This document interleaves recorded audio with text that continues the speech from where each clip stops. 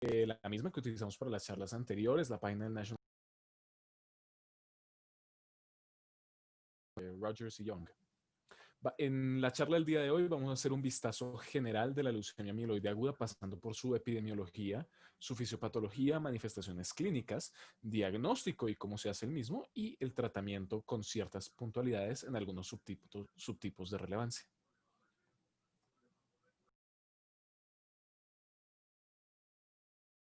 mieloide aguda representa entre un 15 a un 20% de las leucemias agudas en niños y un 80% en adultos, siendo esta la forma predominante de leucemia en tanto el periodo neonatal como en la vida adulta.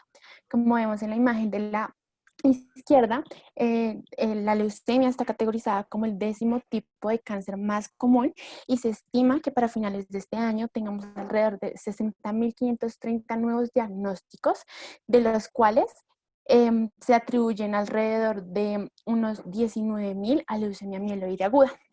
En cuanto a las muertes, se dice que a final del año habrían alrededor de 23.100, de las cuales 11.180 aproximadamente también serían debido a esta patología. Debemos tener en cuenta que este es uno de los tipos más comunes de leucemias en adultos, sin embargo es bastante infrecuente y este representa más o menos el 1% de todos los nuevos cánceres en la edad adulta. A su vez, en cuanto al pronóstico, este oscila entre los 5 años después del momento del diagnóstico, siendo solo el 28.7% de las personas diagnosticadas quienes sobreviven este tiempo. Y aquí lo podemos ver, pues, digamos, de manera más gráfica, siendo solamente las personas en verde el diagnóstico. En cuanto a la incidencia, como vemos en la tabla de la izquierda, es predominantemente mayor en hombres, sin embargo, la relación no es abrupta. Vemos que con respecto a las mujeres, o sea, hay una incidencia mayor en una relación de 1,4 a 1 más o menos. Y en cuanto a la incidencia ya con relacionada al grupo etario, vemos que predomina con un 25.5% en las personas entre los 65 y 74 años de edad, siendo la edad promedio de diagnóstico los 68 años.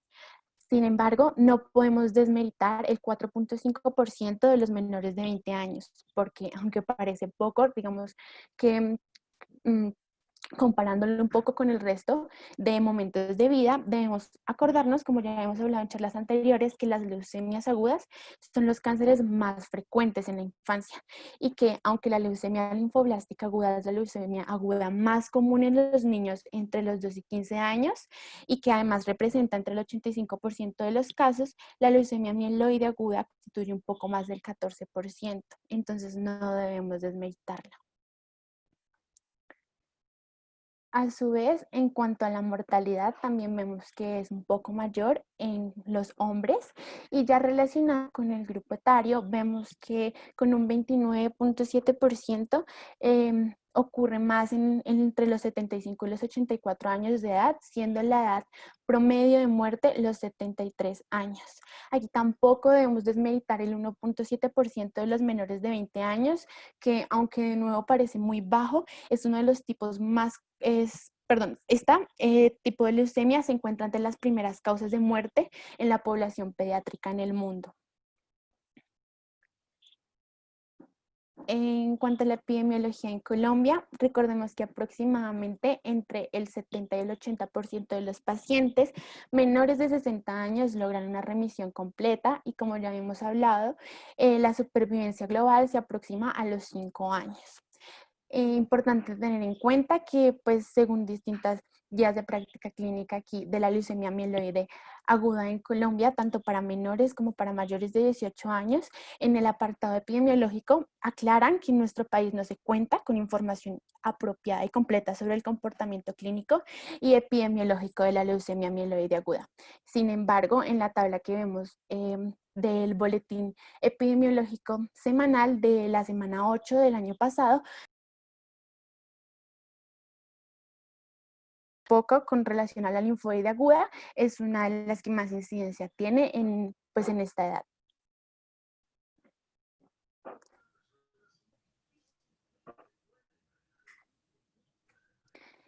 Ya hablando un poco más acerca de los factores de riesgo, estos los podemos clasificar en varios grupos, como las exposiciones ambientales, las enfermedades genéticas, enfermedades hematológicas preexistentes y asociadas a tratamiento.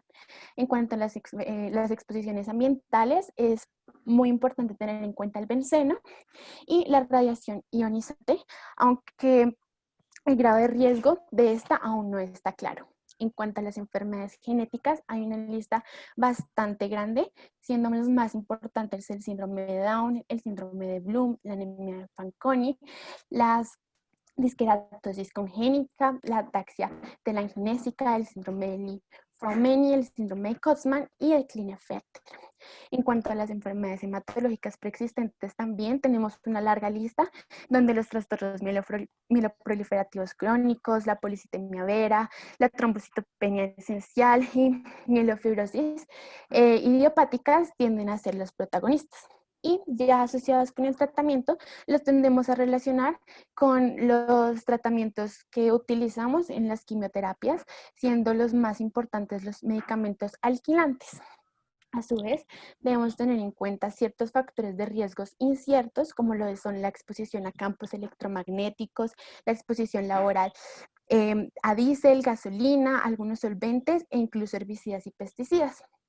También, como ya hemos visto en el apartado epidemiológico, es muy importante la edad, puesto que las personas mayores de 65 años tienden a tener un riesgo mayor a desarrollar la patología, el sexo siendo predominantemente en hombres y los antecedentes familiares es muy importante que los tengamos en cuenta, puesto que hay un vínculo genético fuerte en la mayoría de los casos. Perfecto. Ya refiriéndonos específicamente a la fisiopatología de la leucemia mieloide aguda, digamos que en ciertas fases es muy similar a lo que ya venimos hablando en nuestra charla generalidad de la leucemia linfoblástica aguda. Tenemos inicialmente mutaciones en células progenitoras, en este caso mieloides, hematopoyéticas, que posteriormente nos llevan a alteraciones en el crecimiento y el desarrollo normal de las células, lo cual genera posteriormente una proliferación de células blásticas, que como ya sabemos son células anormales, que invaden posteriormente los diferentes tejidos del cuerpo. Sin embargo, a diferencia de otros tipos de enfermedad hematológica maligna, la leucemia mieloide aguda es una enfermedad supremamente heterogénea y se describen, digamos, clásicamente según la clasificación franco-américo-británica,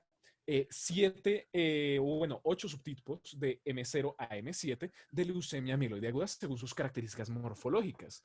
La M0 siendo leucemia indiferenciada, M1 con diferenciación mínima, M2 con maduración, pero mieloblástica aún, M3 promielocítica, M4 mielomonocítica, M4 EOS con eosinofilia, mielomonocítica con eosinofilia, M5 monocítica, M6 eritroide y M el espectro de la leucemia mieloide aguda afecta básicamente a todos los progenitorios mieloides, todas las líneas que tienen origen, digamos, de todas estas células. Entonces, si sabemos que la leucemia mieloide aguda es heterogénea, tenemos que preguntarnos el por qué es heterogénea. Y tenemos dos hipótesis para afirmar esto. La primera sería que las mutaciones que ocurren en la leucemia ocurren en diferentes células progenitoras alrededor del desarrollo normal de la hematopoiesis, desde lo que serían mielocitos, mieloblastos, hasta ya precursores eritroides o megacardioblastos, y es cuando ocurren las mutaciones en estas células que se genera una leucemia de una determinada línea. Sin embargo, también hay otra hipótesis que nos está apuntando a que las mutaciones solo ocurren en las células multipotenciales primitivas de la hematopoiesis y que la diferenciación hacia las diferentes líneas se da como consecuencia de mutaciones específicas dentro de esta célula. Si digamos, una mutación X ocurre, digamos, uno de estos precursores mieloides, puede ser que esta limite a que haya un crecimiento blástico nada más de la línea eritroide o de la línea megacariocítica. Podría ser otra explicación. Las alteraciones genéticas en general en la leucemia mieloide aguda, que vamos a hablar posteriormente, pueden ser tanto estructurales como mutaciones ya puntuales en algunas de las proteínas, en algunos de los genes relevantes para la patología. Sin embargo, para esta enfermedad se habla de lo que es la hipótesis de los dos golpes.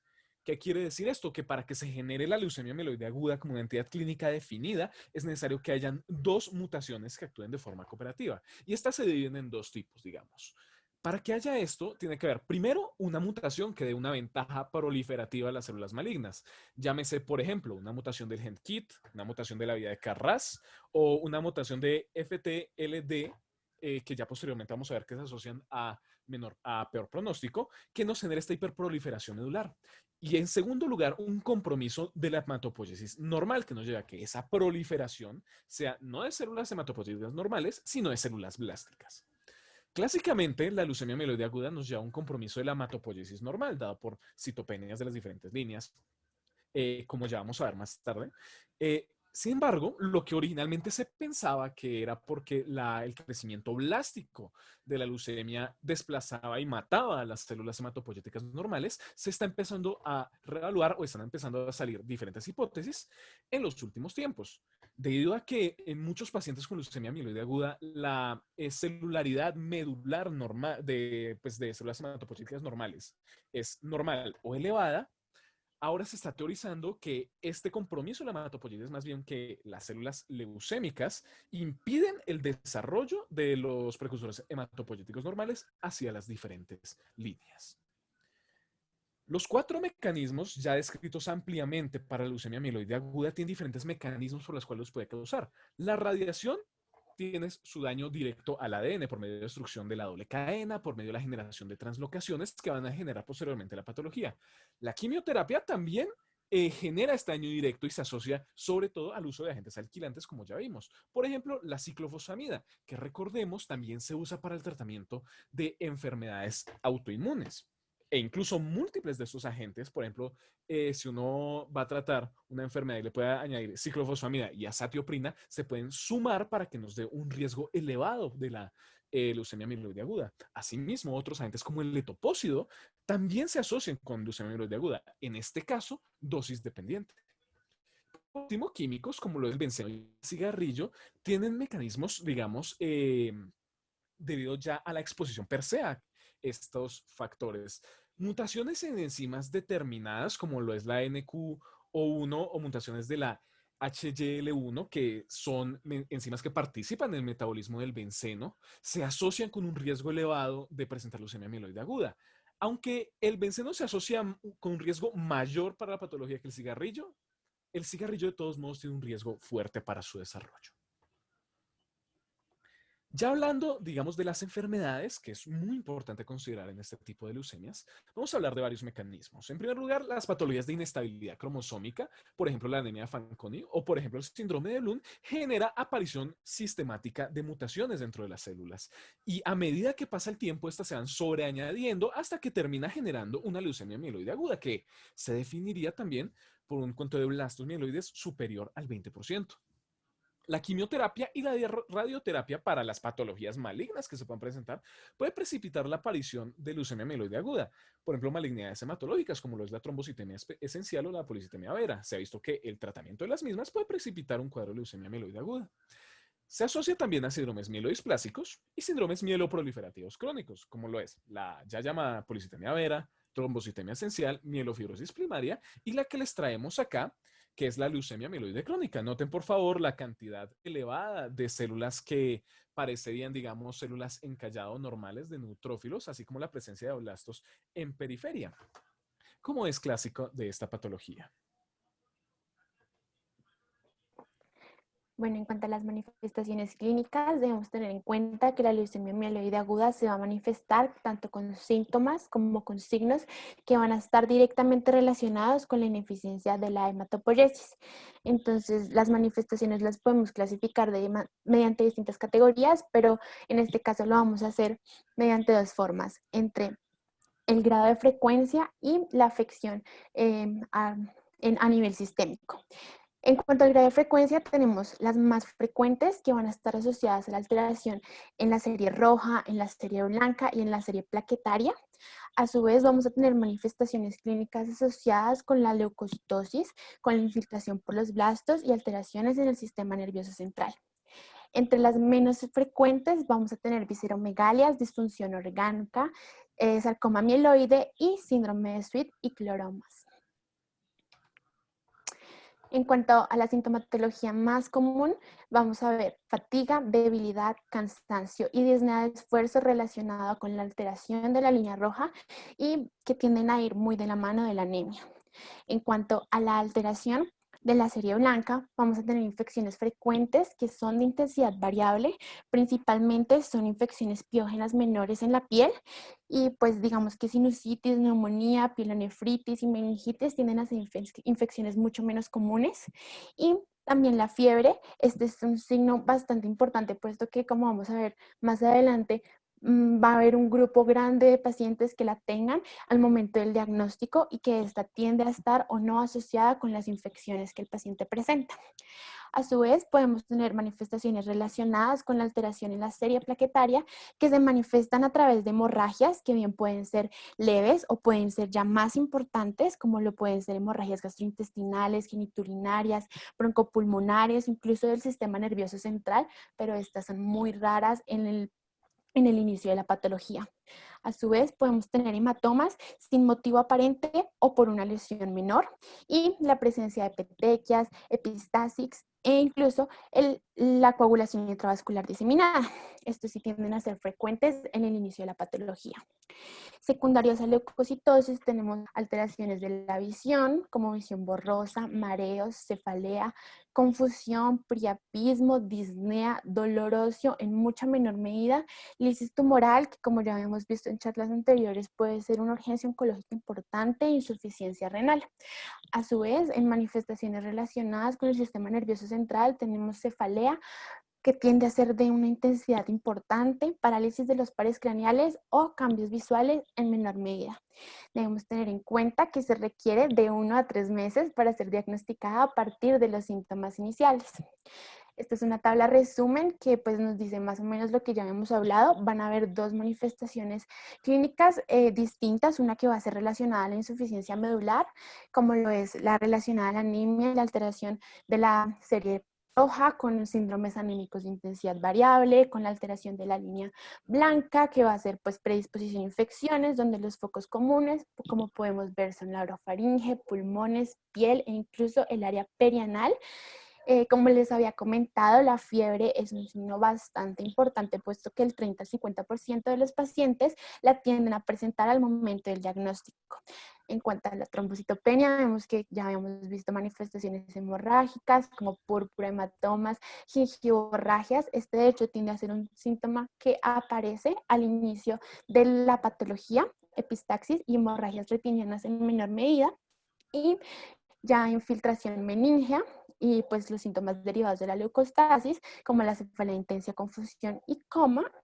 En cuanto a las visceromegalias, tienden a presentar entre un 10 y 20% de los pacientes, tanto esplenomegalia como hepatomegalia leve a moderada, y las adenopatías ya son mucho menos frecuentes y están más relacionadas con la variante monocítica. A su vez puede haber hipertrofia gingival o leucostasis pulmonar. En cuanto a la sintomatología menos frecuente, como ya hemos acabado de hablar, la esplenomegalia y hepatomegalia leve, el dolor de huesos o artralgias o incluso la poliartritis, esta es muy poco común. De hecho, se dice que son alrededor del 4% de los pacientes que la presentan y se va a deber a la expansión de la cavidad medular por el proceso leucémico. También podemos tener disfunción orgánica. Esta pues va a ser debido a la infiltración de los blastos. Es muy poco común. Esta tiende a ocurrir cuando los blastos están en un conteo mayor a 100.000 microlitros. Sin embargo, lo que sí va a ser bastante frecuente va a ser la infiltración de estos en distintos tejidos. El sarcoma mieloide, que como podemos ver en la placa histológica, va a ser un cúmulo de células de la leucemia mieloide que van a estar fuera de la médula ósea e incluso pueden estar casi en cualquier parte del cuerpo. Los pacientes lo tienden a presentar alrededor del 1%. Sin embargo, es importante mencionarlo, puesto que un diagnóstico de sarcoma mieloide es equivalente a un diagnóstico de leucemia mieloide aguda.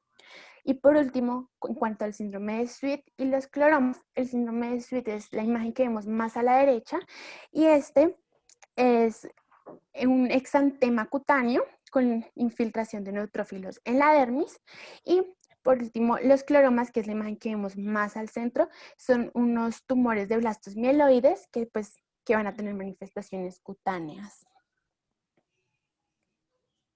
En cuanto a la sintomatología ya asociada por sistemas, vamos a ver que, como acabamos de hablar, hay unas alteraciones a nivel cutáneo que pueden bien ser lesiones no específicas o puede ser leucemia cutis. Esta es una enfermedad que es muy poco frecuente y además puede aparecer antes o después del diagnóstico. Y esta no tiene lesiones patognomónicas con respecto al tipo de leucemia.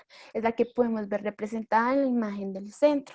Y el sarcoma mieloide, que como acabamos de hablar, es el cúmulo de células que están fuera de la médula ósea. Es importante tener en cuenta que va a ser más común en la leucemia monocítica y en la mielomonocítica. A su vez, las alteraciones gastrointestinales van a estar representadas en mayor medida por infiltración gingival o periodontal de la mano de abscesos dentales y estas pueden ocurrir en cualquier momento. A su vez, puede haber enterocolitis de la mano de inflamación necrosante que puede incluir el ileón, el ciego e incluso el colon ascendente, pero esto tiende a ocurrir más en el momento en el que el paciente ya está en un tratamiento. Y la proctitis, esto es especialmente común en la variante monocítica.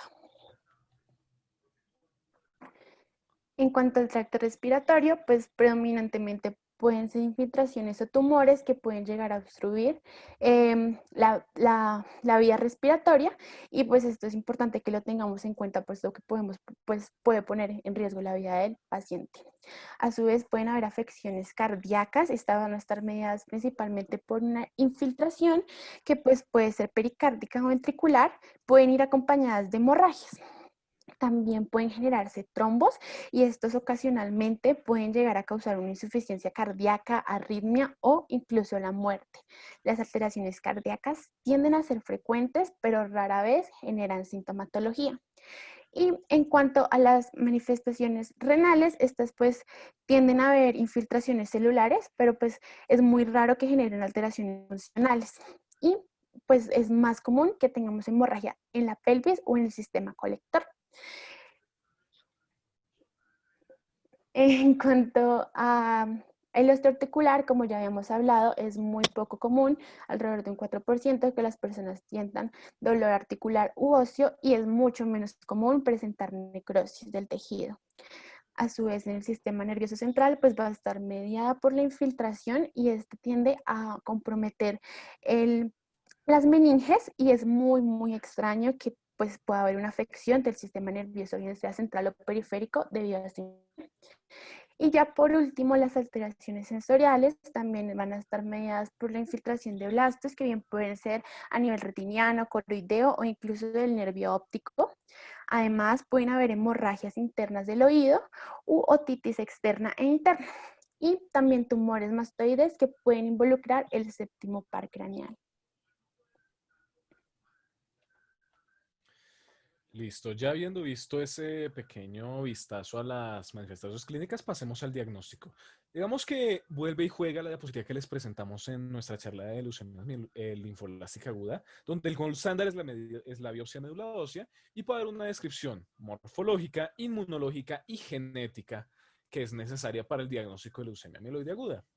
Sin embargo, acá tenemos el factor que complica muchísimo las cosas, de que esta es una patología supremamente heterogénea. A diferencia, digamos, de la amiloide aguda, que se clasificaba de L1 a L3, que serían pequeñas homogéneas, grandes y heterogéneas, y las leucemias con células de Burkitt, acá tenemos varios fenotipos que son supremamente diferentes entre sí.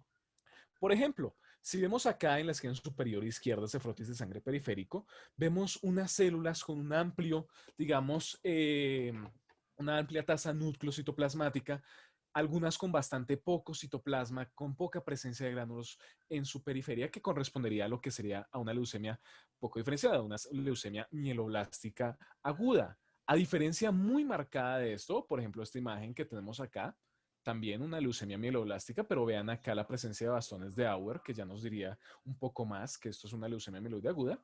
Tenemos, por ejemplo, la leucemia promielocítica aguda, que se caracteriza por estas células supremamente granulares. Veanlas acá, teñidas en la que es una coloración Sudan Black. que tiene mieloperoxidasa, que es supremamente positiva, así como otras que también son muy diferentes, como lo es la leucemia megacariocítica, con estas células gigantescas, como pueden ver a comparación de los eritrocitos que están al lado, corresponderían a megacardioblastos, o las leucemias eritroides, como podemos ver acá, uno de estos precursores, con un núcleo multilobulado que es supremamente anormal.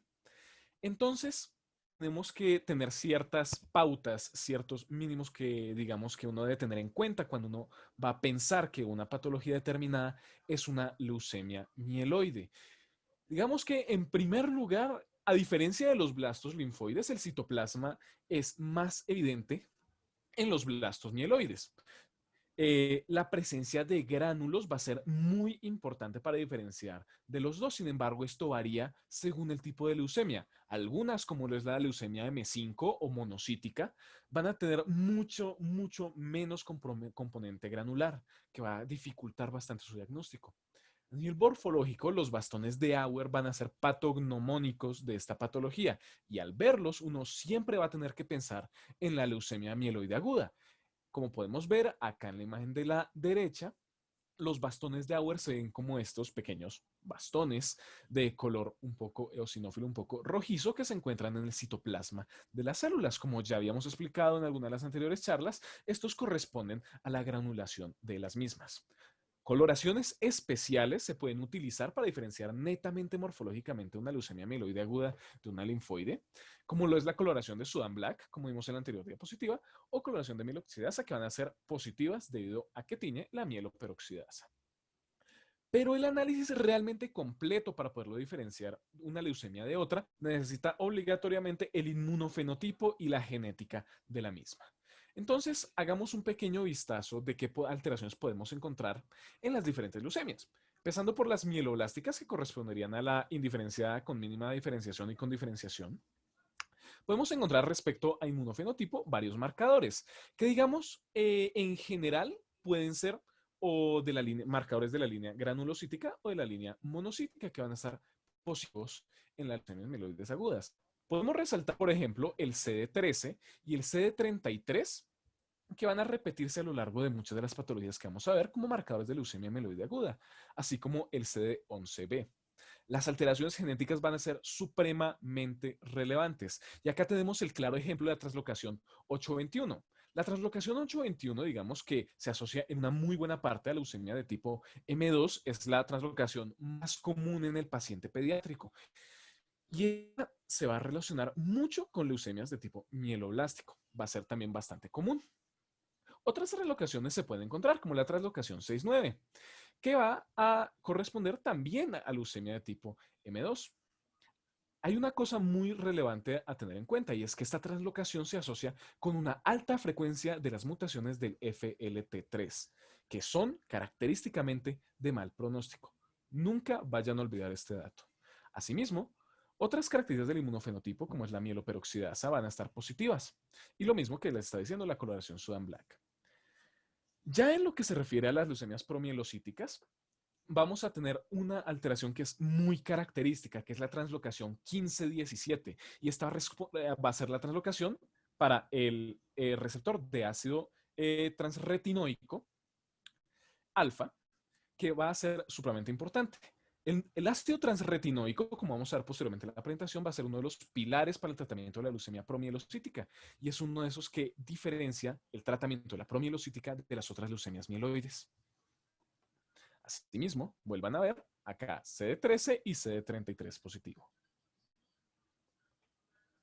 Las leucemias M4 y M5, siendo mielomonocíticas y monocíticas, van a tener esta clínica con pocos con pocos gránulos en su citoplasma muchas veces.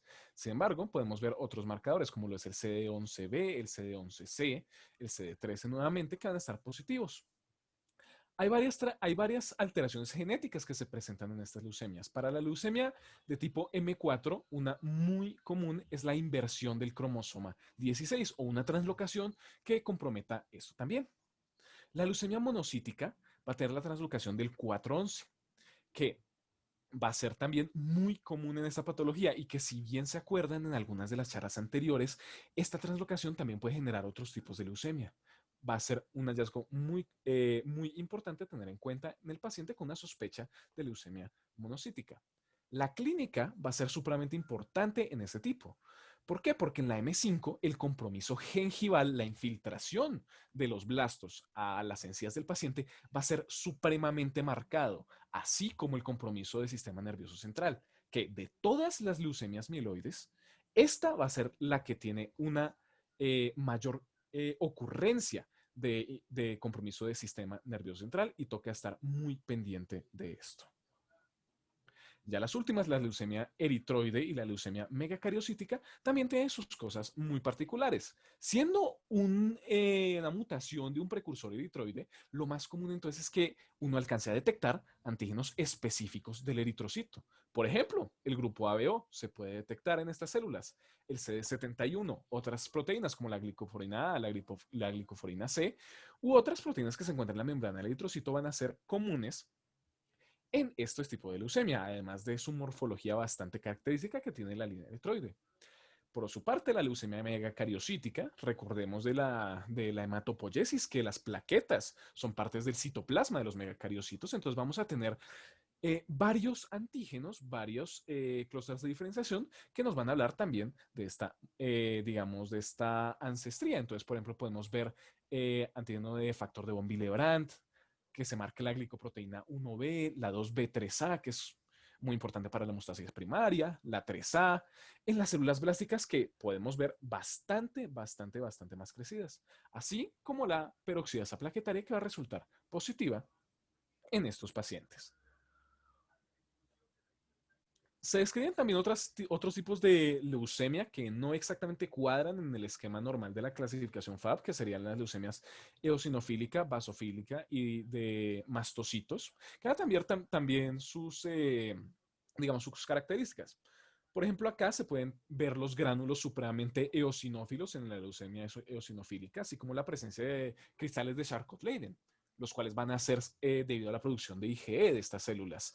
La leucemia basofílica, algunos clústeres como los el CD9, el CD11B y el CD25 van a estar positiva. Asimismo, así como pues digamos la alta prevalencia de estas células basófilas en sangre, de blastos basófilos. Y para la leucemia de células mastocitarias, hay otros marcadores también muy importantes como lo es el CD68 y el CD117, además de la hiperhistaminemia y la hiperhistaminuria debido al rol que tienen estas células, digamos, en el proceso alérgico del cuerpo. Ahora bien, la caracterización genética ya les dije que es supremamente importante y dependiendo de qué mutaciones se presenten, uno va a tener eh, algunas con mejor desenlace, con un riesgo favorable, riesgo intermedio o un riesgo muy desfavorable.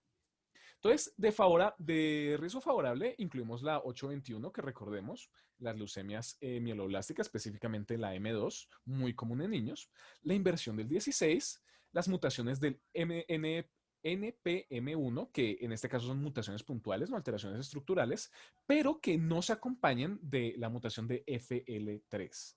Esta, nuevamente, va a ser de mal pronóstico. Intermedias encontramos la mutación conjunta del NPM1 con FL3D. Encontramos diferentes translocaciones como la 911 y anormalidades citogenéticas que no pueden realmente clasificarse como favorables o adversos según los estudios que se han adelantado. Hay otras que van a ser ya muy típicas de un desenlace favorable. ¿Qué podemos resaltar? El FL3D, otra vez. El cromosoma Filadelfia, venlo acá, translocación 922 que genera el gen de fusión BCR-ABL1, así como otras mutaciones específicas, como una mutación normal, única del RUNX, o muy característicamente una mutación del gen TP, del P53, que, como sabemos, es el guardián del genoma. Una mutación en esto puede generar un desenlace bastante nefasto para el paciente. Ya teniendo esto, digamos que se ha empezado a intentar clasificar las leucemias según sus alteraciones genéticas. Esta que vemos acá, por ejemplo, la clasificación de la OMS del 2016, que modifica la clasificación clásica del FAB y le añade ciertos criterios que van a ser importantes para pronóstico y para la terapéutica posteriormente. Digamos que tenemos la leucemia mieloide aguda con anormalidades genéticas, que son prácticamente varias de las que ya discutimos acá. la leucemia mieloide aguda con mielodisplasia o cambios relacionados con mielodisplasia, la leucemia mieloide aguda secundaria terapia, o la que no se especifica de otra forma, donde nuevamente se refieren a la clasificación FAL. Hay algunas mutaciones específicas que nos van a dar un diagnóstico de lleno de leucemia mieloide aguda, independientemente de que tengamos además. Dos de las cuales son la translocación 821 y la inversión del cromosoma 16, así como hallazgos como lo es el sarcoma mieloide. Nuevamente, veamos acá, esta mutación es específica de la leucemia promielocítica aguda de la translocación 1517, que codifica para el receptor de ácido transretinoico alfa. Esta también va a ser típica de estas enfermedades. Por último, veamos un poco del esquema de tratamiento y comparémoslo con el que ya vimos de la leucemia mieloide aguda. Primera cosa que nos tiene que llamar atención, que acá hay terapias de inducción a la remisión, que es otra vez un conteo inferior al 5% de blastos, restablecimiento de la hematopoiesis normal, y hay terapia de consolidación luego de que se alcanzan los objetivos de la terapia de inducción. Vean que acá falta la terapia de mantenimiento que se había en la leucemia mieloide aguda, y acá falta la profilaxis del sistema nervioso central, porque además, digamos, de casos especiales como la leucemia monocítica aguda, el compromiso del sistema nervioso central es bastante raro en la leucemia mieloide aguda. Por ende, no se recomienda el mismo esquema de profilaxis como sí lo es en la linfocítica aguda. La elección de la terapia específica con la que vayamos a tratar al paciente depende, por lo menos en el adulto, de cómo esté el paciente, cómo sea la presentación de su enfermedad. Si es un diagnóstico nuevo, no tratado de leucemia mieloide aguda, si el paciente está en remisión, por ende si está en remisión sería terapia de consolidación, o si es una leucemia mieloide aguda persistente, que ya después de todas las terapias que se hayan hecho, de todos modos hay un amplio componente blástico y unas amplias manifestaciones de la enfermedad en el paciente. Hay que hacer la puntualización para las terapias de soporte en estos casos. Digamos que el Instituto Nacional del Cáncer de los Estados Unidos nos describe estas que están acá. La terapia transfusional que se debe recibir cuando sea necesario, una transfusión de plaquetas específicamente, sea inferior a 10.000 o 20.000, se afirma que según varios estudios, estos transfundirlas a 10.000 o transfundirlas a 20.000 tienen el mismo resultado al final. Factores de crecimiento, como son los factores de estimulantes de colonias, se han utilizado o se han intentado utilizar para el tratamiento de la leucemia mieloide aguda. Sin embargo, no se utiliza tanto la eritropoyetina. Asimismo, análogos de TPO, como lo es el trombopag, también se han descrito para tratar algunas de las manifestaciones de la enfermedad. La terapia antimicrobiana va a ser supremamente fundamental por el hecho de que el compromiso inmunológico que presenta estas patologías nos va a dar un riesgo muy importante de infección. Entonces se recomienda que se reciba terapia antibiótica para todo paciente en el contexto de la neutropenia febril. La neutropenia es un hallazgo muy común en esta patología. Se recomienda también, eventualmente, fluoroquinolonas y antifúngicos profilácticos en estos pacientes. Por último, hablemos un poco de leucemia promielocítica aguda, que esta, digamos que tiene su terapia propia en todo lo que es el acervo de las leucemias mieloides agudas. ¿Qué diferencias tiene? En primer lugar, tiene terapia de mantenimiento, a diferencia de las anteriores. En segundo lugar, la piedra angular de la quimioterapia en esta enfermedad va a ser el uso del ácido transretinoico, por el hecho de que la mutación que se asocia a esta leucemia muta este receptor. Los pacientes van a ser clasificados entonces según su riesgo. Y nos hablan de riesgo bajo, con leucocitos menores a 10.000 células por campo, o riesgo alto con leucocitos mayores a las 10.000 células. Por último, es necesario hacer la aclaración que las terapias deben utilizarse ácido transretinoico y otro fármaco quimioterapéutico, por el hecho de que se ha visto que la terapia sola con ácido transretinoico tiende a tener unas remisiones bastante cortas en el intervalo de 3 a 4 meses. Entonces se recomienda combinar ácido transretinoico con otro fármaco que se pueda utilizar según el protocolo que se vaya a tratar en el paciente. Bueno, chicos, antes de que empiecen las preguntas, yo quiero resaltar algunas cosas que me parecen importantes. Una es desde el punto de vista de la clínica inicial. Hagamos diferencia de la linfoide en la mieloide, en que la linfoide generalmente tiene una invasión ganglionar, tímica importante, hepatoesplenomegalio importante, que no es tan notoria esto en la mieloide aguda. En la mieloide aguda vemos más procesos infecciosos, infiltraciones locales como sarcomas granulocíticos y una parte que es muy, muy importante y son las alteraciones en los tiempos de coagulación, acompañando una coagulopatía de consumo y que pueden generar incluso una CID. Esto principalmente para la M1, M2 y M3, un poco menos para M0 y M4 y un poco menos para las demás. Eso es muy importante porque una de las urgencias oncológicas es el diagnóstico de una leucemia promielocítica aguda. La gran cantidad de gránulos que contienen los promielocitos se liberan y pueden provocar trombosis, hemorragias y coagulopatía de consumo.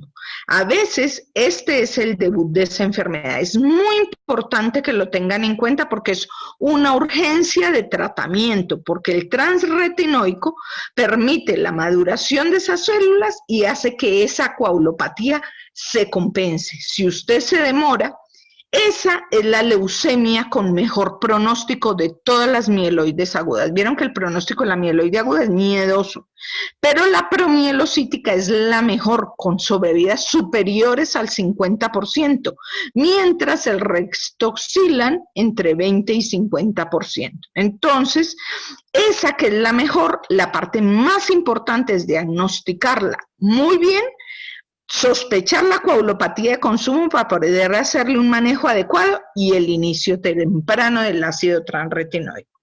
Otra cosa que me parece muy importante mencionar es que la mieloide aguda es tan compleja desde el punto de vista pronóstico que el trasplante en primera remisión tiene un papel muy importante. O sea, hacemos inducción y si logramos una buena calidad de remisión, y de acuerdo a los criterios de riesgo que tenga en el momento de tratamiento por su respuesta con enfermedad mínima residual al final de la inducción, determinará si va o no a trasplante en primera. Pero un gran porcentaje, tanto de niños como adultos, van a trasplante en primera remisión como parte de la terapia de consolidación, pero se debe llevar en las mejores condiciones que sean posibles. Eso es muy importante que lo tengamos en cuenta. Esas como las cositas que quería decirles desde eso. Una cosa que me parece muy importante adicionalmente es lo que describieron de infiltración gingival. Ese niño le muestra los dientes y ustedes ven que se trata de una monocitaria. Esas cosas, o sea, lo que es coagulación, estar muy ojo vivo a la promielocítica y estar a las infiltraciones de gingiva, eso es monocitaria. Generalmente es promielo, pero también una M2 puede hacerte coagulopatía de consumo porque también tiene muchos gránulos, ¿ok? Eso era lo que quería decirles así como para... Ahora sí, si tienen preguntas. El otro día uno de sus compañeros hablaba de la crisis blástica y la mieloide aguda. Efectivamente, esas dos... de la crisis blástica, como vieron, todos los proliferativos crónicos pueden terminar siendo mieloides agudas. Y la leucemia mieloide crónica, por excelencia, puede hacer un final como crisis blástica, que es indiferenciable desde el punto de vista morfológico, y son esos pequeños detalles y las alteraciones genéticas y moleculares estudiadas lo que ayuda. ¿Alguna pregunta? Hay una cosa más que es importante también en la mieloide aguda y es el síndrome de diferenciación que le llaman o síndrome ATRA. Eso lo van a ver ustedes, es esos pacientes que tienen diagnóstico de leucemia promielocítica aguda y que cuando les dan, ustedes tal vez algunos por temas de acné han visto el uso de ácido retinoico. El uso de ácido retinoico, que es un cisretinoico, el que se usa para las alteraciones dermatológicas. Si ustedes han visto a alguien que se esté tratando el acné, lo que le está haciendo es descamar toda la piel. Ese es el efecto del retinoico, es madurador. Pero cuando se usa para promielocítica aguda, se usa en una dosis gigantes. Entonces puede producir cefalea, vómitos intensos, descamación y heridas en la boca y alteraciones de la presión arterial. En ese caso, cuando se presenta el síndrome de AT, y puede producir como una infiltración pulmonar con edema pulmonar. Y entonces hay que estar atentos. Eso se da más o menos como entre los 2 días y la semana de recibir el ATRA. Si eso se da, hay que parar y empezar luego con una dosis más baja e ir progresando lentamente. Estén pilas porque eso se ve en los turnos cuando están en el piso. ¿Qué profilaxis contra infecciones se debe instaurar en la fase de aplasia del ciclo de quimioterapia? Cada protocolo de tratamiento, existen varios protocolos de tratamiento. Los protocolos de mieloide aguda son durísimos, son muy, muy fuertes. Entonces, generalmente se hace con antifúngicos, eso depende mucho del hospital, pero generalmente se usa voriconazol, se usa trimmetoprim sulfa y en algunos sitios usan un antibiótico de amplio espectro como ciprofloxacina, pero eso sí ya es muy discutido porque lo puede generar resistencias, pero el antifúngico y la profilaxis de las infecciones por neumocistis se asumen. Algunos también, de acuerdo a la incidencia del hospital, usan antivirales para evitar las infecciones por herpes zóster. La infección es una de las causas de muerte de estos pacientes. Los nadir de quimioterapia que se dan aproximadamente a los 15 días de que se coloca el protocolo, o sea, de empezar el protocolo, generan graves complicaciones. El soporte, el cuidado, el aislamiento son vitales para un buen resultado para el mejor resultado posible, que ya vieron que no es muy bueno en la leucemia mieloide aguda. Y ese paciente con promielocítica hay que pelearlo en el diagnóstico, porque ese, de todas las mieloides agudas, es el que más posibilidades tiene de salir adelante.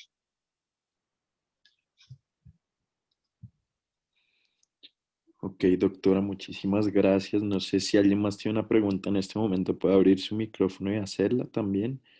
O si no, pues de todas maneras nos vamos despidiendo, por supuesto agradeciéndole a los expositores del día de hoy. Y ni más faltaba la doctora Rengifo, como siempre, sus aportes muy enriquecedores. Mm, recordarles a nuestros miembros y a todos los demás asistentes a esta charla, además de agradecerles por su asistencia del día de hoy, que el miércoles, es decir, en 2 días, tendremos nuestra charla de la segunda parte de urgencias oncológicas, donde se tratarán especialmente los temas de síndrome de vena cava superior y síndrome de compresión medular. Entonces, para que estén muy atentos, creo que de momento no hubo ninguna otra pregunta, así que muchas gracias a todos por su asistencia y que tengan buena noche. Feliz noche. Feliz noche a todos.